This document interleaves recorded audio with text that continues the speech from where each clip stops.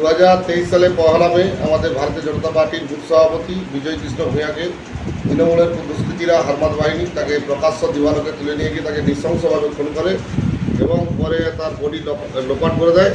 সেই কেসে তদন্ত পুলিশ করতে গিয়ে চার্জশিটের সমস্ত যারা তাবড় তৃণমূল কংগ্রেসের নেতৃত্বে এখানে জড়িয়েছিল তাদেরকে বাদ দিয়ে দেয়। পরে সেটা হাইকোর্টের নির্দেশে এনআইএর তদন্ত হচ্ছে। এখনও পর্যন্ত আজকে দুজনকে গ্রেপ্তার হয়েছে, তাদেরকে নিয়ে মোট 13 জন গ্রেপ্তার হয়েছে। অমিতাভ ভঞ্জ হচ্ছে মাস্টার মাইন্ড।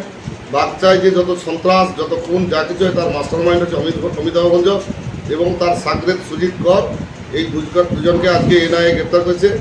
অমিতাভ ভঞ্জকে গ্রেপ্তার করেছে তমলুক থেকে এবং সুজিত কর গ্রেপ্তার হয়েছে ময়নার একটি গোপন ডেরা তৃণমূল কংগ্রেসের পার্টি অফিস থেকে তাকে গ্রেপ্তার করেছে।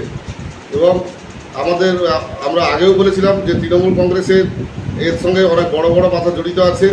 আমি আরও আগেও বলেছিলাম এবং আজকেও বলছি যে এরপরে আরও অনেক তৃণমূল ব্লকের যারা বড় বড় নেতৃত্ব যারা এই ঘটনার সঙ্গে প্রত্যক্ষ না হলেও পরোক্ষভাবে জড়িয়েছিল এবং যারা খুনের পর বডি লোপাটের সঙ্গে যুক্ত ছিল তারাও এরপরে দেখতে পাবেন অ্যারেস্ট হবে এবং অলরেডি আরও 3 জন নামে প্রোকুলেশন জারি হয়েছে, তাদেরকে এনআইএ খুঁজছে এবং আরও একটি নাম আমরা আজকে থেকে প্রকাশ করছি না, যেটা আমাদেরও ভাবার বাইরে ছিল, তারও নাম রেডারে আছে। সেও কিছুদিনের মধ্যে এনআইএ তাকে খুঁজে বেড়াচ্ছে এবং সেও গ্রেপ্তার হবে। স্বপন ভৌমিক, বুদ্ধদেব মণ্ডল, কোচিয়াবুধা এবং